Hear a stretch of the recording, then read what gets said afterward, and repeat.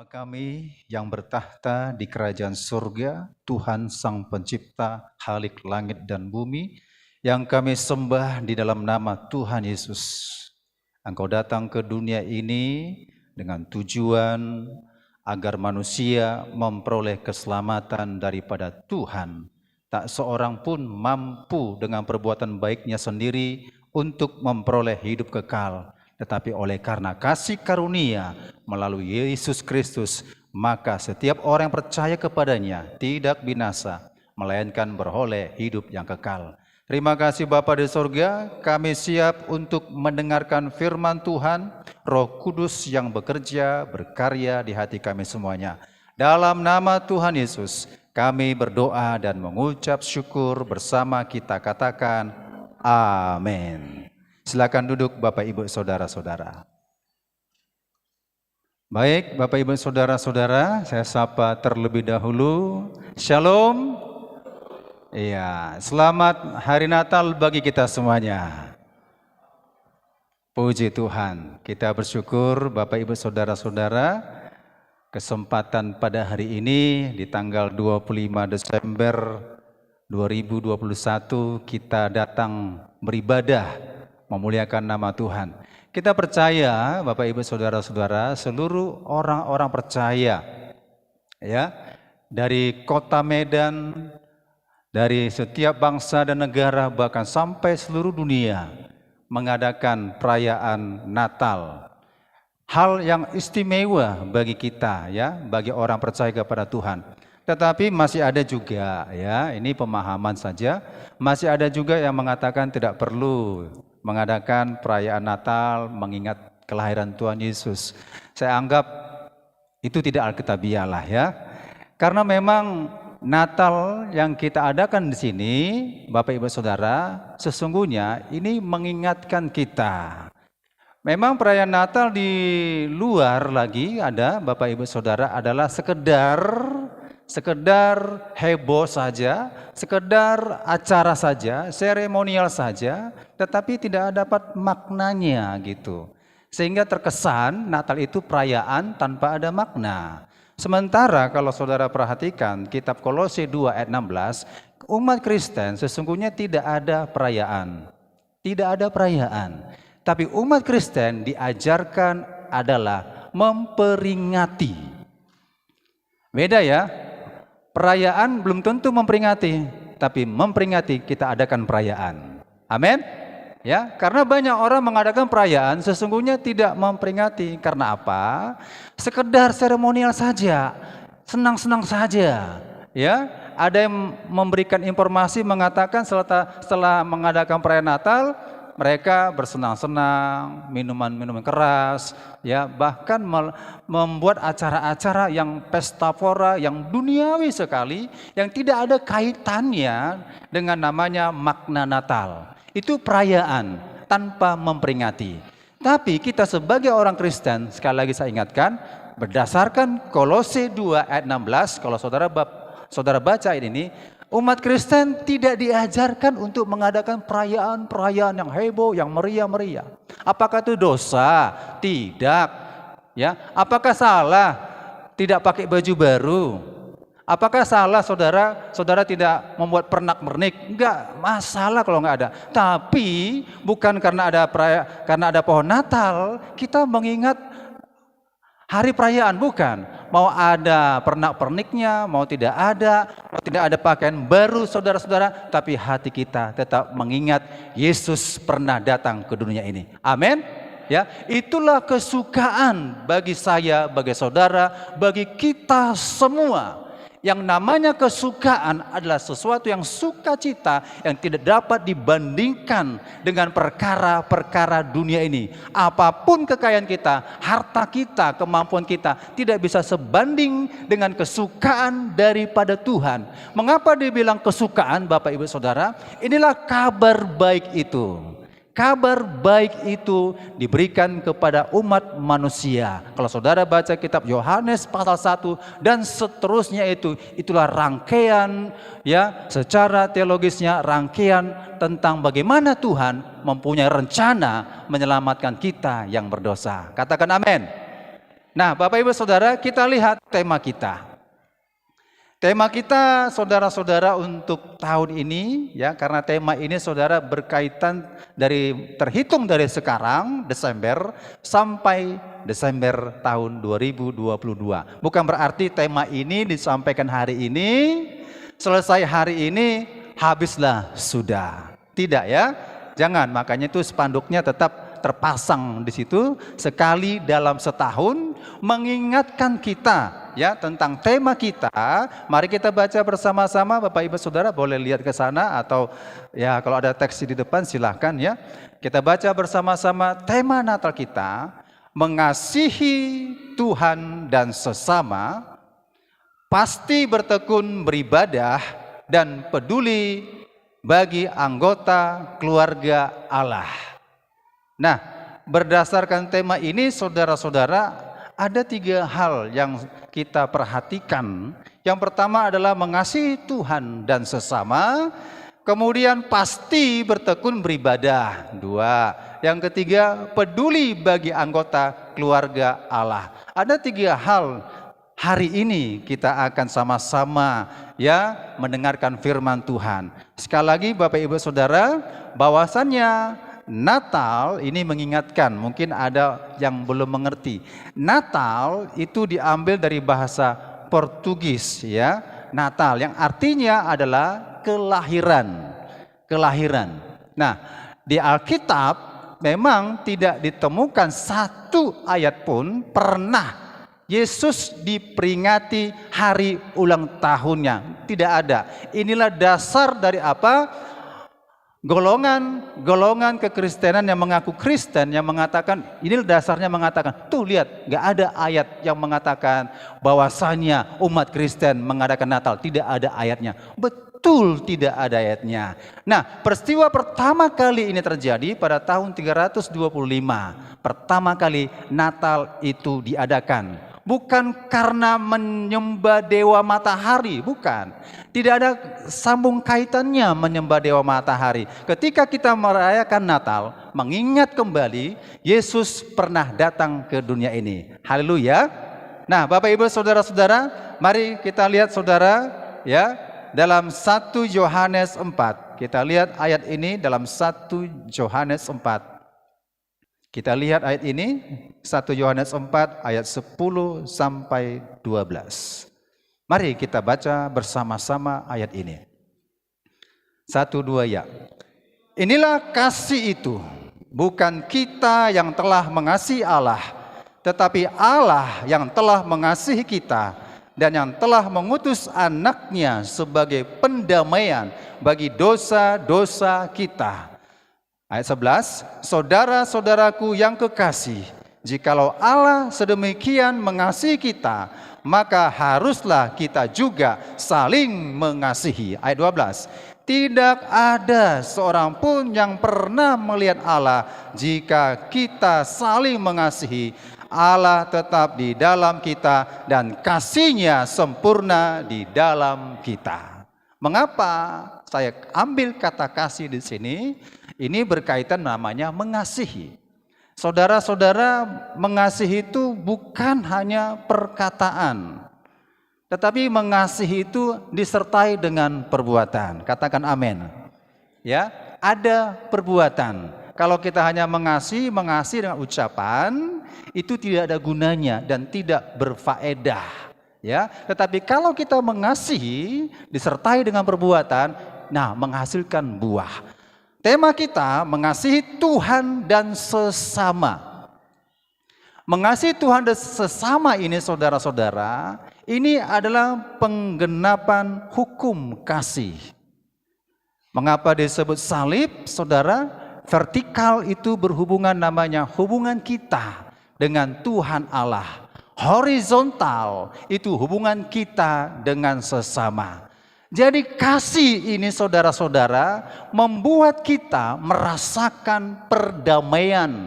Hubungan kita dengan Allah, hubungan manusia kita dengan sesama. Amin. Ya. Jadi saudara, kasih ini harus ada dalam diri kita. Saya curiga dan saya tidak yakin. Pasti saudara juga demikian. Kalau ada orang mengatakan mengasihi Allah tetapi tidak mengasihi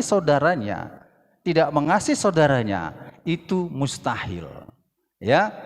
Kita bisa bertepuk tangan, kita bisa angkat tangan, kita bisa melompat-lompat, kita bisa melayani Tuhan, bisa. Secara hukum agama bisa kita lakukan itu.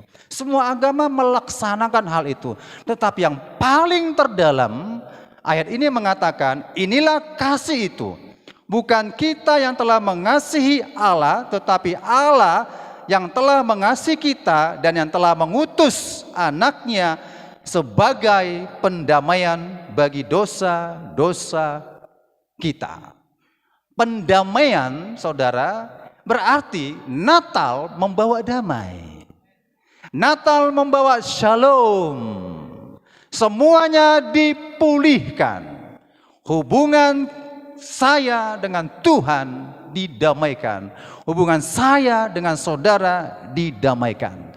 Tetapi kalau saudara masih ada rasa perselisihan, rasa konflik antara suami istri, ya kan, tetangga, dalam pekerjaan, perusahaan saudara itu sebenarnya tidak mengingat tentang Natal. Natal itu berbicara perdamaian. Ya, hubungan suami dengan istri damai. Hubungan orang tua dengan anak damai. Hubungan anak dengan orang tua harus damai.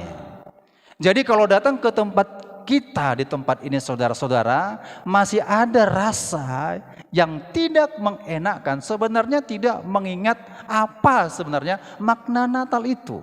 Makna Natal itu membawa kasih kepada kita semua untuk memperdamaikan kita dengan Tuhan, memperdamaikan kita dengan sesama. Katakan amin. Ya, itu Natal.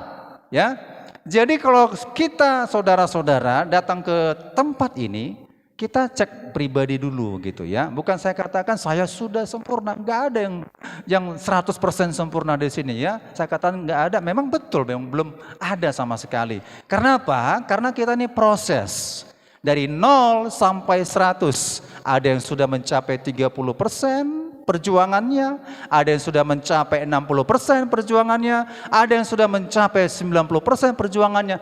Silakan saja. Yang penting Natal membawa kedamaian bagi kita. Amin. Ya, Bapak Ibu saudara-saudara.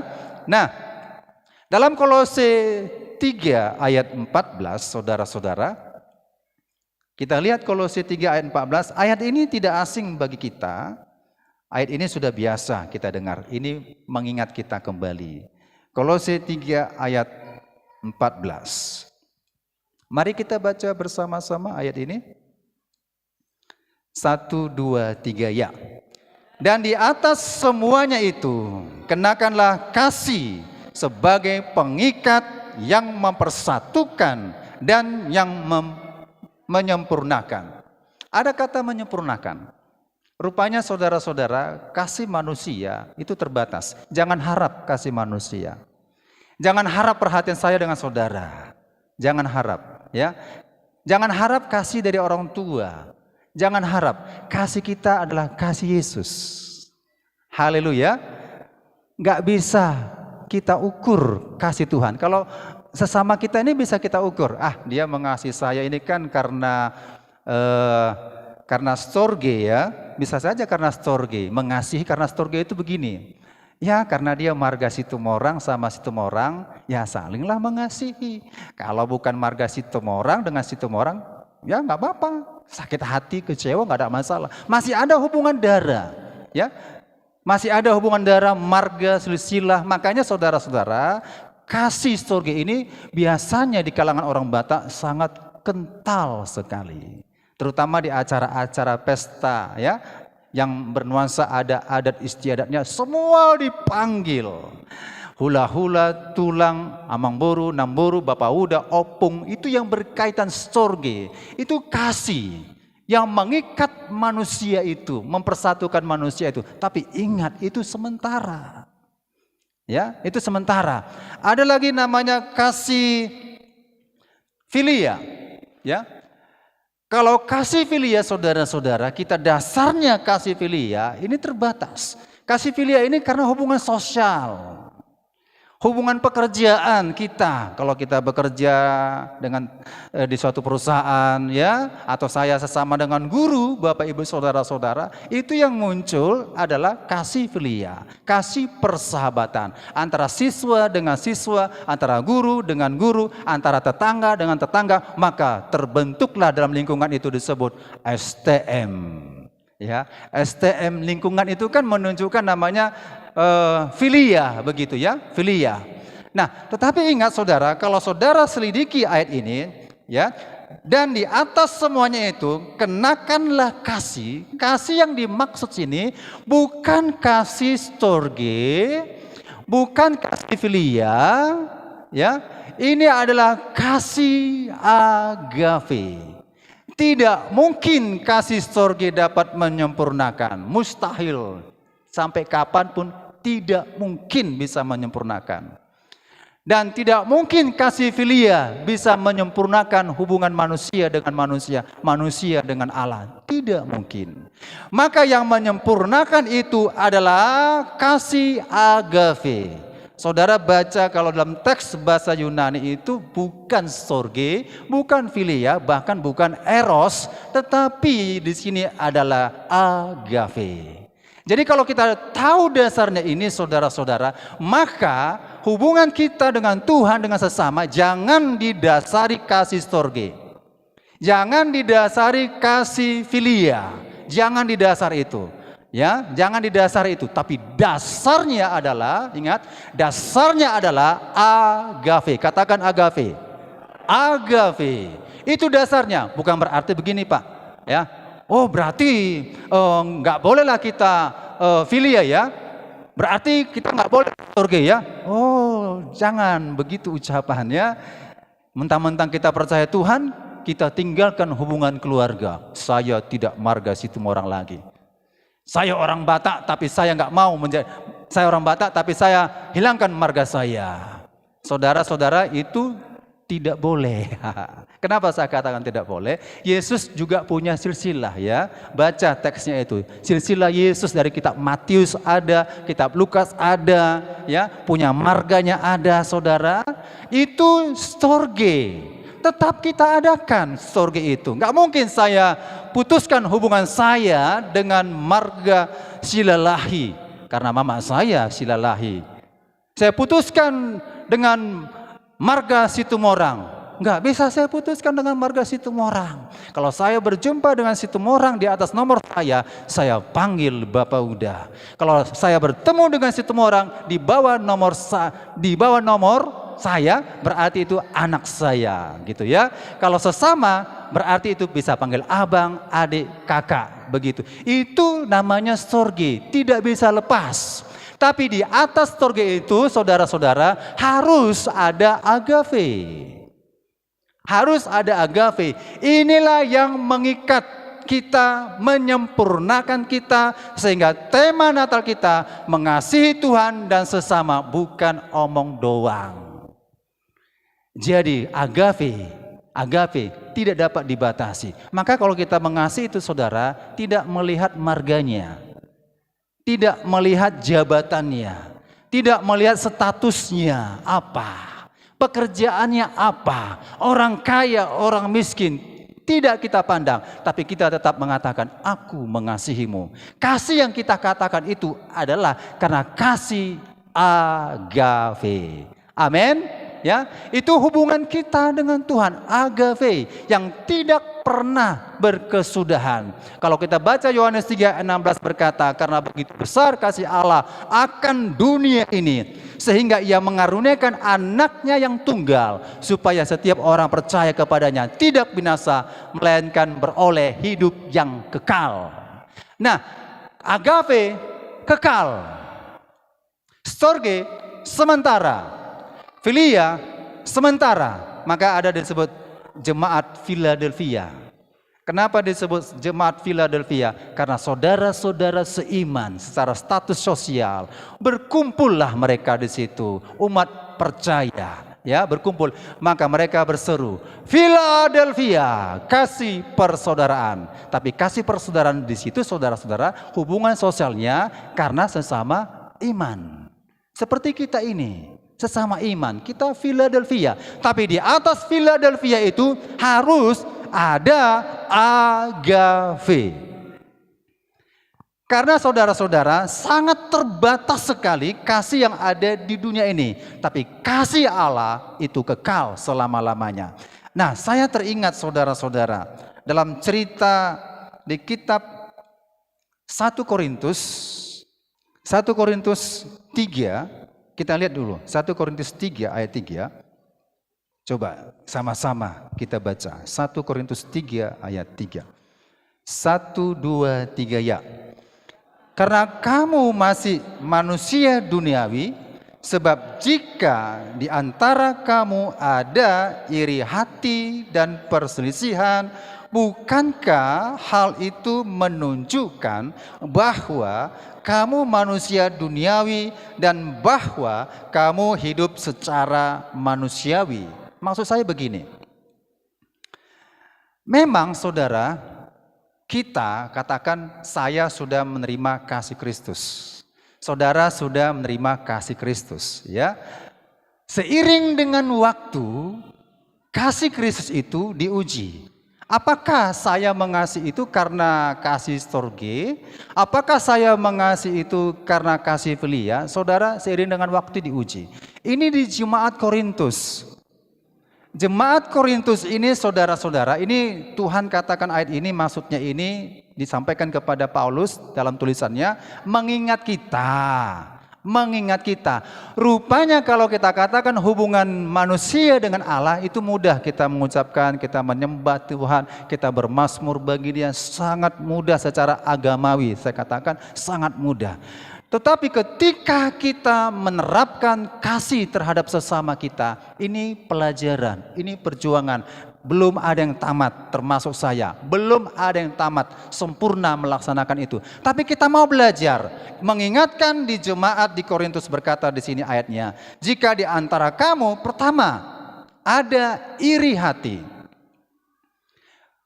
Kalau sudah muncul iri hati Bapak Ibu Saudara-saudara, ya, iri hati, saudara, yang kita pandang biasanya, yang kita lihat pribadi seorang, bukan lagi kebaikannya. Yang kita lihat adalah kelemahannya, kekurangannya, sehingga ini saudara-saudara menjadi muncullah namanya perselisihan. Ya. Wow, dia orang kaya ya, nggak pernah memberikan sama aku sedekah begitu misalnya ya. Wow, pakaiannya bagus ya. Wah, ada rasa-rasa kecemburuan demikian, saudara. Maka iri hati ini harus dijauhkan dalam hidup kita, dan perselisihan. Dan ini menunjukkan, hal itu menunjukkan bahwa kamu manusia duniawi dan bahwa kamu hidup secara manusiawi. Ini satu poin saudara. Kalau saudara juga baca lagi di Efesus 4 ayat 31, ayat ini berkata, segala kepahitan, kegeraman, kemarahan, pertikaian dan fitnah hendaklah dibuang dari antara kamu. Demikian pula segala kejahatan. Hal ini tidak akan pernah muncul kasih agape. Tapi kasih storge bisa Pak? Bisa kasih storge. Ya, misalnya sesama semarga saya, atau juga dari tulang saya. Kami bisa marlai-laian, bisa abang, adik, bisa saja. Karena diikat oleh marga, bisa saja. Tapi hati kami enak tak enak, gitu ya. Bisa saja. Karena storge, ya karena semarga, oke lah nggak apa-apa. Saudara-saudara, kalau dalam kasih agape itu harus dibuang. Bagaimana kita katakan saudara, saya mengasihi Tuhan Allah, sementara mengasihi sama, kalau saudara baca di ayat 1 Yohanes 4 ayat 20, ayat ini berkata begini, saya baca langsung. Jikalau seorang berkata, aku mengasihi Allah dan membenci saudaranya, maka ia adalah pendusta. Karena barang siapa tidak mengasihi saudaranya yang dilihatnya, tidak mungkin mengasihi Allah yang tidak dilihatnya. Enggak mungkin. Kita harus sepaham dengan ayat ini, satu pengertian. Jangan ditafsir yang lain lagi, ya. Kalau pakar-pakar teologi nanti, oh begini maksudnya Pak. Gak usah lah begitu-begituan. Tak perlulah berteori-teori yang panjang lebar. Ayat ini jelas mengatakan, ya, jikalau seorang berkata, aku mengasihi Allah, aku mengasihi Yesus, dan ia membenci saudaranya, maka ia adalah pendusta. Kalau firman Allah mengatakan itu pendusta, ya pendusta saja. Dan ingat, pendusta tidak akan pernah masuk dalam kerajaan surga. Amat sayang sekali. Secara identitas dia adalah orang yang beragama, statusnya agama Kristen. Secara agama dia mengatakan aku mengasihi Tuhan Allah, tetapi tidak mengasihi saudaranya. Maka disebut pendusta. Apa saudara? Pendusta. Saya katakan ini, wah Pak Abi sudah sempurna. Tidak. Ya. Sekali lagi kita proses supaya Kisah Rasul 2 ayat 42 itu sampai 45 itu terlaksana. Ya, terlaksana namanya bertekun beribadah. Bagaimanalah bertekun beribadah? Sementara kasih agavenya tidak ada. Bagaimana?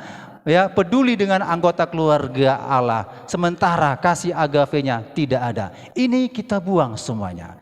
Yang kita buang itu adalah segala kepahitan. Rupanya bisa kepahitan, ya. Kegeraman, kemarahan, pertikaian, fitnah. Ini dibuang semuanya. Ya. Saya heran memang. Herannya begini, ya. Tidak maksud cerita tentang keluarga. Herannya begini. Bisa menyembah Tuhan, bisa angkat tangan menyembah Tuhan. Bisa. Tapi saya tahu status di lingkungannya. Saya tahu di lingkungannya. Kok bisa ya gitu ya. Kan kita dibaca orang ya, surat Kristus ya. Ingat, kita ini surat Kristus. Kalau kita menyembah kepada Tuhan, kita dibaca orang. Sadar. Kalau hanya sebatas torge, ya filia orang, oh ya baik, dia rajin datang setiap perkumpulan marga. Dia rajin kalau ada pesta pernikahan di kampung, dia rajin datang. Tapi saudara-saudara tidak menjadi surat Kristus, berbahaya sekali. Berbahaya. Kita menyembah Tuhan, kita ini dibaca orang. Kita beribadah kepada Tuhan, dibaca orang. Kita melayani Tuhan, itu dibaca orang. Jadi kalau kita dibaca orang, kita introspeksi, benarkah yang pertama di lingkungan saya? Benarkah hubungan saya dengan istri saya dengan saya, atau anak dengan orang tua? Benarkah? Ini belajar supaya kasih agape itu ada tertanam dalam hidup kita dan kita dipulihkan. Maka kepahitan ini maksudnya saudara-saudara, kepahitan begini. Siapa sih yang nggak pernah salah? Ada nggak pernah salah di sini? Saya pernah salah 100%. Nah, ya mengaku di hadapan Tuhan. Siapa nggak pernah salah? Semua pernah salah. Di masa kecil, remaja, dewasa, orang tua, sampai sekarang. Semua kita pernah bersalah. Di mana salahnya Pak? Perkataan kita. Sebenarnya perkataan kita tidak bermaksud, ya tidak bermaksud melukai hati seorang, tapi orang lain sudah luka hatinya. Kita juga bersalah itu. Dan apalagi perbuatan kita. Sebenarnya saya berbuat demikian tidak bermaksud menyakiti, tapi orang lain sudah tersinggung. Saudara-saudara, itu kan sudah salah. Itu sudah salah. Nah, kalau sudah demikian kita merasa begitu, saudara, maka ini kebiasaan. Kebiasaan baik tapi jangan dibiasakan. Maka di acara penghujung tahun baru di tanggal 1 Januari jam 00, ya kan? Kita bilang sama orang tua kita, Bapak, Mama, maafkanlah aku. Banyak pelanggaranku yang kulakukan, kesalahanku. Di tahun baru ini kita saling memaafkan, saling mengampuni. Pasti ya, semuanya mengampuni ya. Gak ada yang bilang, "Beh, anak macam mana kau?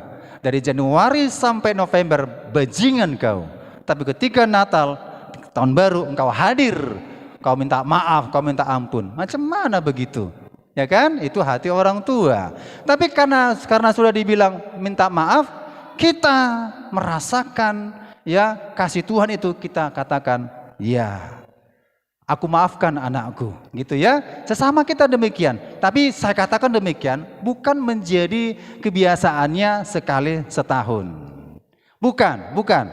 Ya, kalau saudara baca di kitab Matius 5 ya. Kalau saudara baca kitab Matius 5 ayat 23 sampai 24 itu saudara, artinya begini.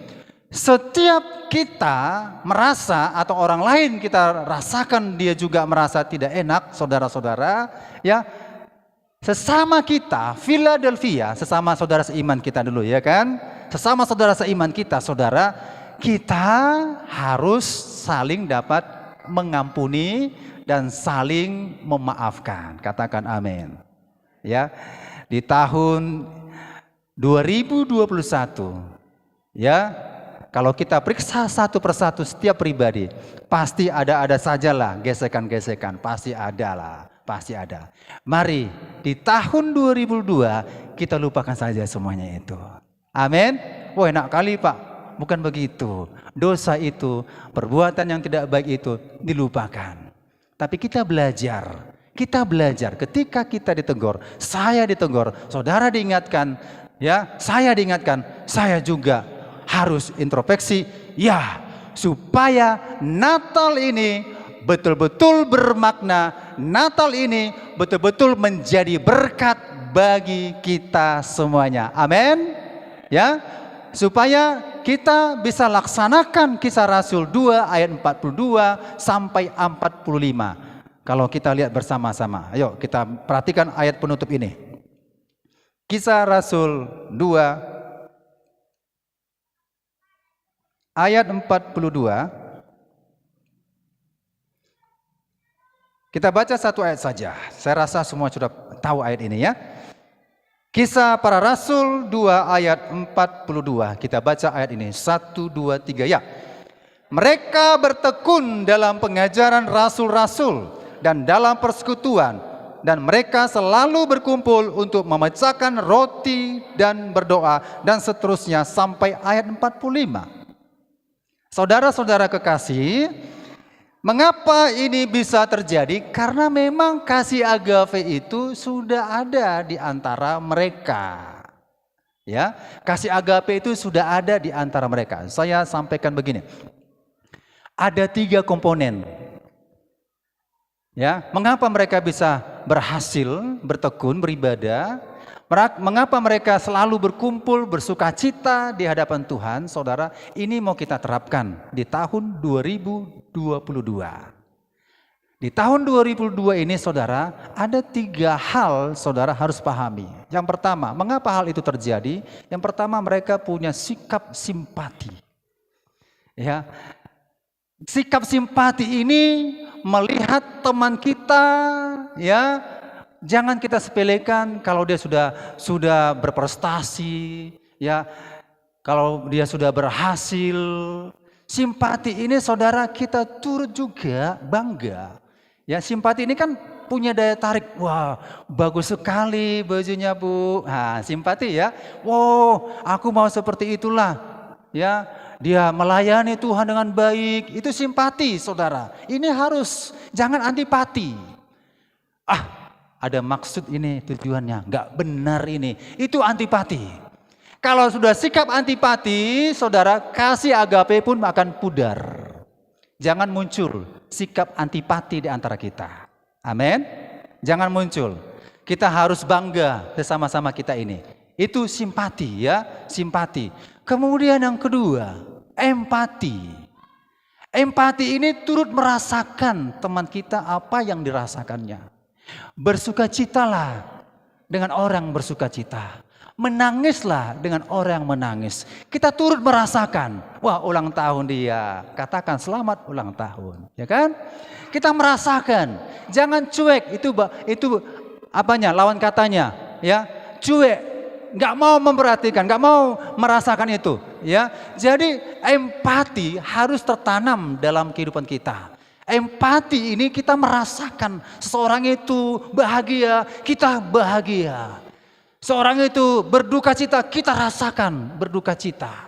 Kita doakan. Kalau dia berhasil juara 1, juara 2, kita doakan semakin berprestasi. Kalau dia mengalami kegagalan, jangan kita hakimi, itulah karena dosamu. Kalau dia sudah sakit, itulah karena pelanggaranmu. Jangan, tapi kita saling berdoa. Menunjukkan rasa empati kita. Yang ketiga, saudara-saudara, adalah sikap solidaritas. Ini kurang.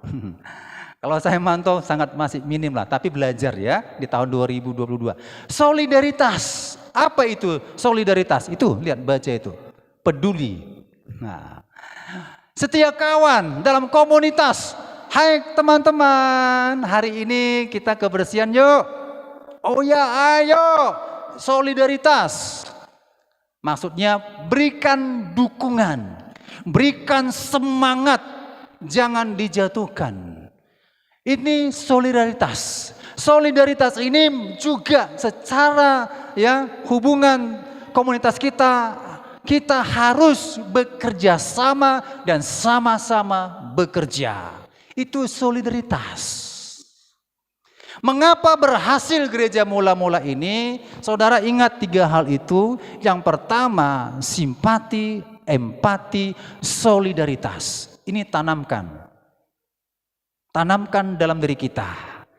Kalau ini saudara tidak ada, saudara jangan katakan aku mengasihi Tuhan Allah, aku mengasihi sesama. Omong kosong, gak betul.